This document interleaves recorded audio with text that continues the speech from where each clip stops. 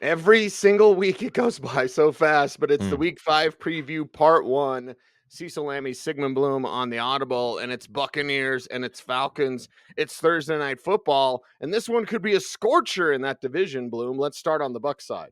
Yeah, well, we know that this is now a once again hot Tampa Bay team after that 1 week aberration against the Denver Broncos. Baker Mayfield rolling. And again, I think it's time, 4 weeks in, Adam Harstad, the great Adam Harstad, the genius Adam Harstad, has shown us that the numbers tell us that for the first 4 weeks, ADP is a better predictor of fantasy value than what happened in the previous weeks that season. So week 1, week 2, week 3. Well, now we're past that point. So it's time to adjust.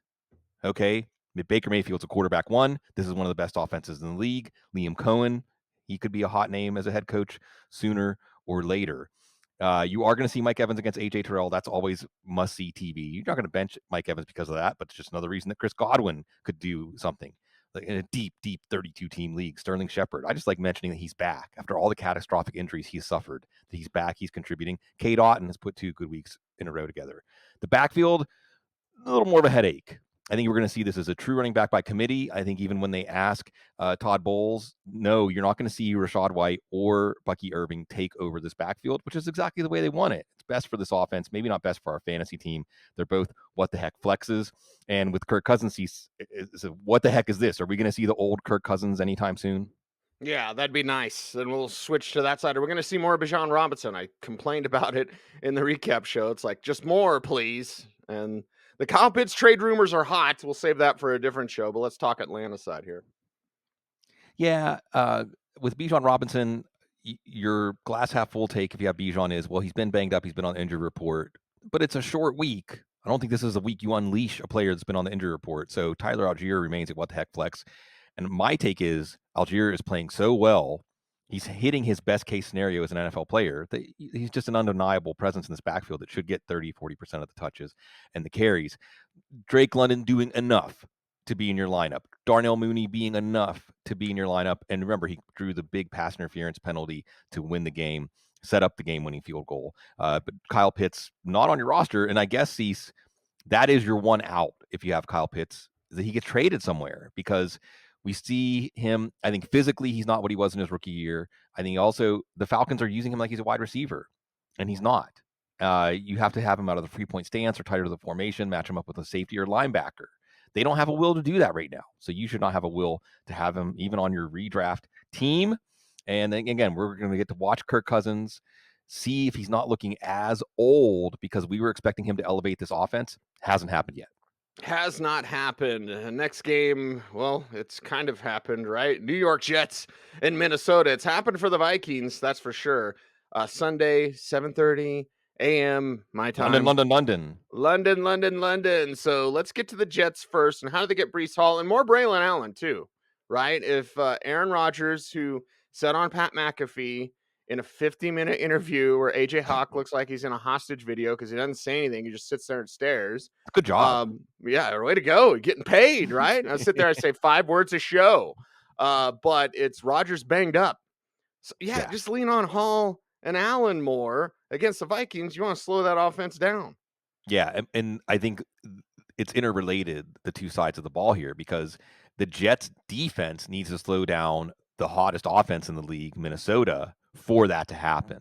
So if they can't do that, then you're going to put a lot more on the shoulders of a gimpy Aaron Rodgers. Breece Hall, you have to keep him in your lineup. Arrow's pointing down. Arrow's pointing up for Braylon Allen. And sees what's going to be really interesting to me is if they do have to go into a hurry up, a come from behind more than one score mode, who's the running back on the field? I'm not going to assume that it's Breece Hall. All right. We'll see. You're going to keep playing Garrett Wilson, but he's continuing to be disappointing. We're going to watch Alan Lazard's on the field more than Mike Williams, but Mike Williams just offers more, especially if you're in a catch-up mode because of his ability to win at the catch point. So both of these guys are what the heck flexes. Better plays if the Jets defense can't handle the Vikings. Of course, Tyler Conklin back to the scrap heap. But again, these first 2 games, these island games we're going to get to watch, really what we want to know is, can these 2 quarterbacks coming off of Achilles tears, Cousins and Rodgers, will they start to look better as the season goes on? Or as you say about Rodgers, will they just get more banged up, look more their age, and these offenses aren't going to be what we thought? This is just who they are. Sam Darnold, he is him. And we know what the Vikings are doing. So, yeah, at home, just do it against the Jets. They'll hunt quarterbacks. But, yeah, I think Darnold can slice them up. Yeah. Did the Vikings make it to the British Isles? They did, right? So in a way, it is kind of a home game for the Vikings, and it's Sam Darnold's at home in this offense, and a revenge game all the way back to the team that drafted him and seemingly ruined him. No, actually, Kevin O'Connell's revived him. Sam Darnold, much like Baker Mayfield, just accept this guy is a high floor quarterback one. Remember, he's going to get T.J. Hawkinson back. Jets defense, a tough matchup, but so were the Packers last week.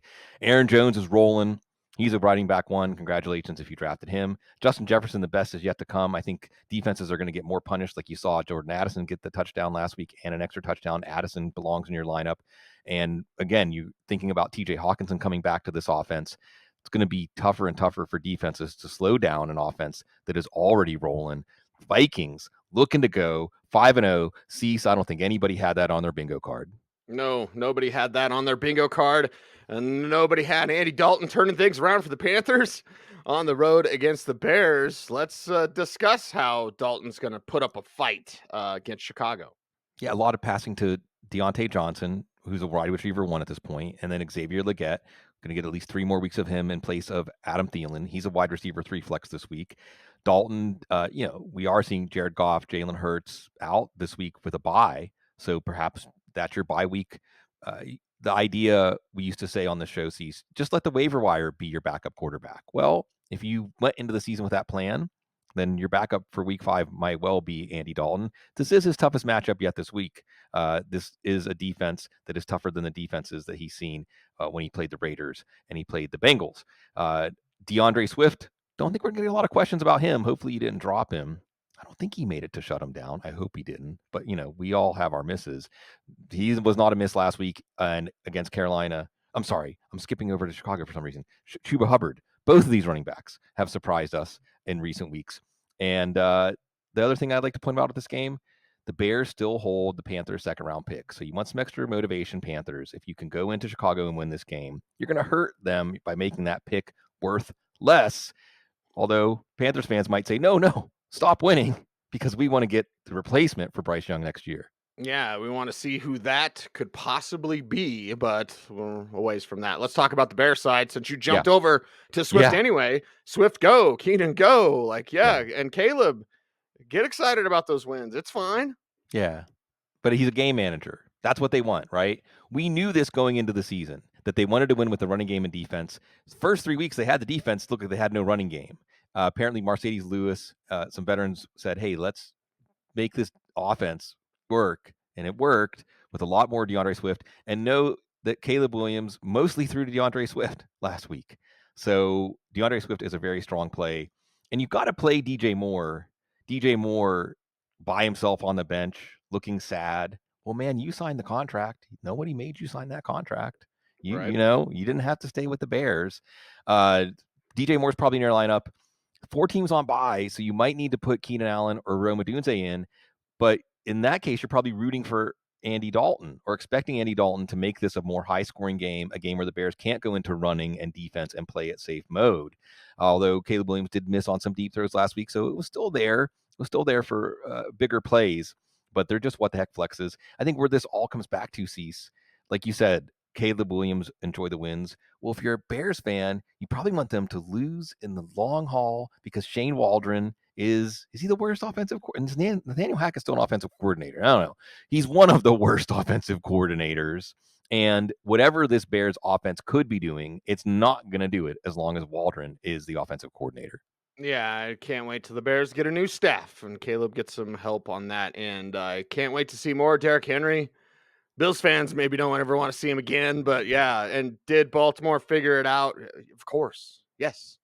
Run Derrick Henry. And the Bengals, this one's a super important division game. Yeah. And the Bengals are struggling. They're at home. We'll get to them in a little bit, but let's talk Baltimore. And is it all just going to be just a bunch of Derrick Henry? Mark Andrews GMs are like, oh my God. Yeah. Yeah. It's funny how you look at these teams because the Ravens are 4-0 or are 2-2, could be 4-0 easily. Remember Isaiah Likely's toe? Remember Gardner Minshew's stirring comeback? They could be 4-0. We could be looking at them as a potentially dominant team. Cincinnati had to win last week to not fall to 0-4 and start to ask, well, are they really going to try to push for a Super Bowl? Is it time to trade T. Higgins, trade Trey Hendrickson, something like that?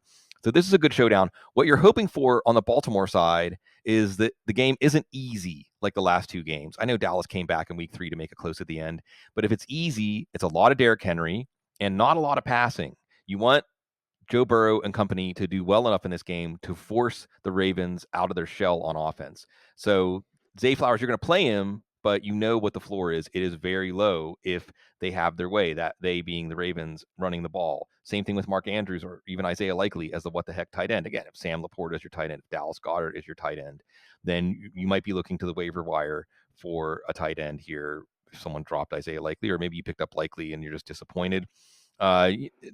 Rashad Bateman, I'm not saying to play him, but we start seeing some of these pieces utilized more in a potentially high-scoring matchup. But then there's King Henry on his throne probably saying, no, I rule this land. The Bengals defense is not good, and they're going to have trouble slowing me down. The biggest question is just if Joe Burrow can answer.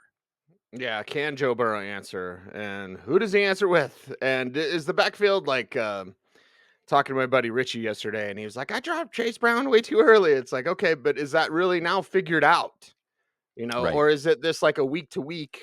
It's Moss, it's Brown, it's Mm-hmm. Moss, it's Mm-hmm. Brown. I don't know. Yeah, or is it just Carolina, right? Going back to Yeah. the Yeah. DeAndre Swift, because they lost Derek Brown, their best defensive player, on the defensive line. And is it just going to be that Cincinnati's running game goes back to being not the face of the offense after it was last week? And it continues to be moving target.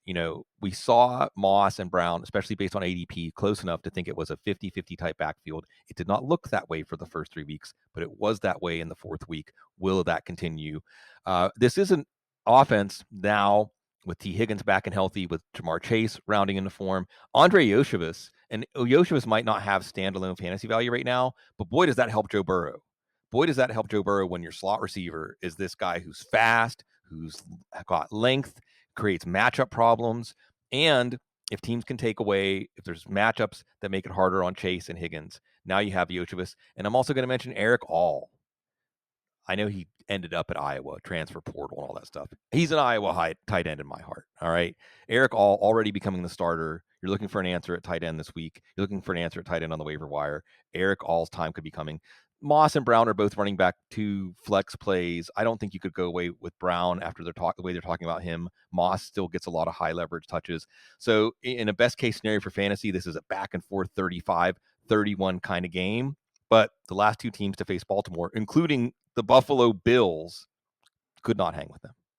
Could not hang. 4 games down, 3 games to go. Part 1 of the week 5 preview. And can we do both of these at the same time, Bloom? It's Dolphins Yes. Patriots. Yeah. And Right.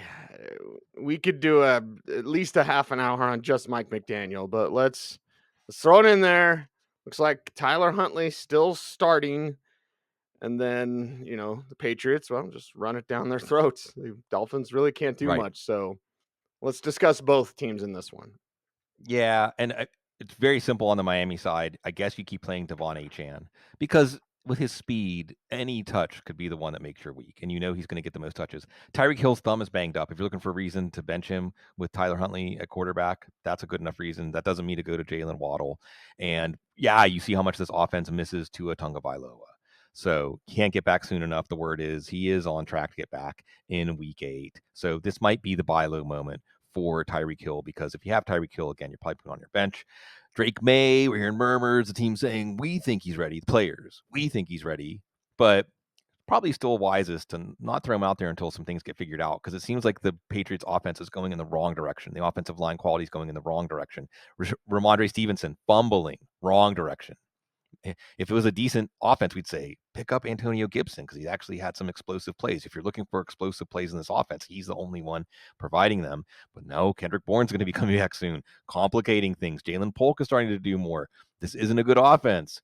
There's not a clear number 1 receiver. There's not maybe a clear number 1 running back right now. There's not a clear starting quarterback right now. Well, at least Jared Mayo is going to have some patience to build something here. Yeah, patience abounds unless you're a Cleveland fan. Cleveland, the Browns and the Commanders is our next game up, and it's like, okay, Cleveland side, okay, Deshaun Watson. When we're just gonna see Jameis. That's all I want to know. Maybe it's not for this show, Bloom, but it's like, all right, let's talk about, because we know the Commanders, hottest offense in the league, hottest rookie quarterback, no doubt. Like, all right, Cleveland, you're actually gonna have to do something to keep up with these guys, and you're on the road. Yeah, see, so if we would have looked at this matchup at the beginning of the season, we'd say Washington Commanders, you can pick on that defense. Even though Deshaun Watson isn't the quarterback he used to be, this is a good matchup. Now I'm not so sure. If you want a reason to play Amari Cooper as a wide receiver 3 flex, he had an 80-yard touchdown call back by penalty last week. If you want a reason to play Jerry Jeudy, see, does it sound familiar? Oh, conditioning. I'm just a little tired. It's only week 4, man. Okay. Sign him. Before you sign a guy to a big extension, maybe you want to see if that buy-in is there. But these guys are what the heck flexes, with Watson likely having to pass a lot to keep up with Jaden Daniels. Maybe David Njoku's going to be back. He's in your lineup. David Njoku's game does mesh with what Deshaun Watson can do at this point in his career. So you would expect him to be a heavy target. And Jerome Ford, maybe his last game as the starter. Nick Chubb returning to practice. Yay. Maybe that's the answer. Nick Chubb, not yet this week. I don't think you're going to see him back this week. So Jerome Ford still has at least what the heck flex value. On the Cleveland side, though, like you said, Cease, this is a very limited conversation until there's a quarterback change. Yeah, quarterback change or Nick Chubb returns and saves everything. Yeah, guy can dream, can he? Let's talk about Yeah. the Commanders. I dream of Jaden Daniels every single night because he's awesome. And of course, Terry McLaurin's awesome. Brian Robinson's awesome. Like, they've got some talent around. Even Zach Ertz with a few grabs, you're not starting him. But still, let's discuss this hot offense and how they can continue to improve and get better. Yeah, I love, Cease, that the football world, without coming out and saying it, is acknowledging quarterback wins. They're acknowledging quarterback wins. If you say, how did Washington turn around? How did they become so good? Is it some brilliant coaching job by Dan Quinn? Is it Adam Peters getting all the right pieces in place? It's Jaden Daniels. It's the quarterback. The quarterback. The right quarterback can turn a team around instantly and turn your fantasy team around. We may be looking back at Jaden Daniels or Jordan Mason as the best pick. What was the best fantasy pick you could have made this year, even if you took them a round or two ahead of ADP? Looks like it's Jaden Daniels. And Brian Robinson, maybe. Austin Eckler could be back. Eckler's got to be in. Remember, he looked like his old self with the burst before he went down with that concussion. Terry McLaurin last week showing he doesn't need to catch a long bomb to be an asset in your lineup. You love that. And this is one of those games where Washington, if you're a good team, you should be able to dismiss this very flawed Cleveland Browns team. Yeah, very flawed Cleveland Browns team. Super quick, just because I'm curious your opinion, Bloom. Yeah. Olamide Zacchaeus and what he did in He week was, 4. Like, 1 week thing. I don't think we talked about him much on the waiver wire, yeah. but No, because he was only in on like a quarter of the snaps. So you've got Noah okay. Brown, you've got Luke McCaffrey, you've got De'Ami Brown, you've got Zacchaeus. So I think that this matchup worked, and it certainly is something we should pay heed if a guy is on the field, not very often, but when he's on the field, he's targeted a lot, targets per route run and stuff like that. If Zacchaeus can do it 2 weeks in a row, then we might be talking. But could Devontae Adams become a Washington Commander soon? We'll see. Stay tuned. Stay tuned for that. Or a Pittsburgh Steeler.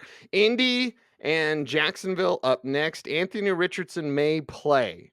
So let's do the Colts side. Yeah. Because, the Jaguars side. But with the Colts side, as we record this on Wednesday morning, Anthony Richardson may play. Right. The word is it was more precautionary. They had a lead when he went out.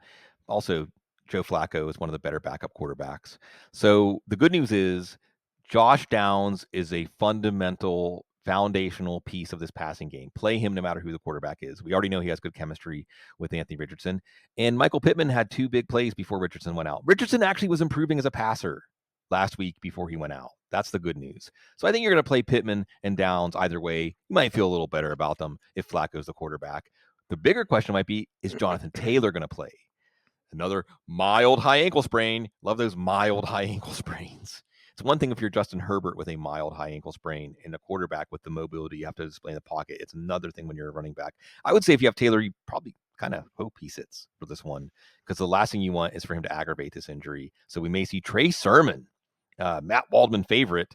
I think he's at least a flex play here because you're facing the hapless Jacksonville Jaguars. I'm also just going to watch Adonai Mitchell. He's explosive. He's translating. And Alec Pierce had a good start to the season, but at some point, is there a changing of the guard here with Mitchell? Maybe he's coming to a waiver wire show near us. And Indian wants to show the Texans aren't just going to waltz through this division, that the Colts are going to be the competition when it's said and done. If you can't beat Jacksonville, then you probably aren't the competition. So are you starting any Jaguars then?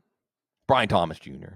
Oh, if only he could have landed in a better organization, right? He's for real. He's on track for like 1,200 yards. Yeah, he's for real. Brian Thomas Jr. And Cecil, I just want to say this as a New Orleans resident, my adopted home. I love myself some New Orleans. Southeast Louisiana. It's not just LSU. LSU has maybe the top 3 wide receivers in fantasy football, but Brian Thomas Jr., you can look down these guys. They're also all Southeast Louisiana natives too. So something in that Mississippi water. I don't know, Mississippi River. But yeah, Brian Thomas Jr., I'm not putting him on the bench, especially against this Colts secondary. Christian Kirk, you can see that's the struggle target for Trevor Lawrence. Even more was there if Lawrence was just a little more accurate last week. Kirk should be in. This backfield is another one. Tank Bigsby, Travis Etienne breaking the long plays of speed. It's Tank Bigsby breaking the long plays. Will the Jags turn this into a true running back by committee? Etienne was effective enough last week, but Bigsby was the one that was creating opportunities for this offense that they squandered. So we'll see. Also want to see if Trevor Lawrence is going to improve. I mean, in one quarterback league, I don't even know if he should be rosterable, but we also need to know how he plays to affect the value of the backfield, to affect the value of maybe Evan Ingram, who's back this week. So Jacksonville showed signs of life. And then Doug Peterson said, well, the coaches can't execute the plays. Yeah, I know you might think that, but you don't say that unless you're looking to get fired. Yeah, well, that's a wrap for part 1 of the Week 5 preview here on the Audible. He's Sigmund Bloom. I'm Cecil Lammey saying peace, stay tuned, and stay frosty.